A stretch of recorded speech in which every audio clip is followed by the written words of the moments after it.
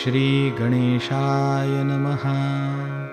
अस्य श्रीरामरक्षास्तोत्रमन्त्रस्य बुधकौशिकऋषिः श्रीसीतारामचन्द्रो देवता अनुष्टुप्छन्दः सीताशक्तिः श्रीमद्हनुमानकीलकं श्रीरामचन्द्रप्रीत्यर्थे जपे विनियोगः।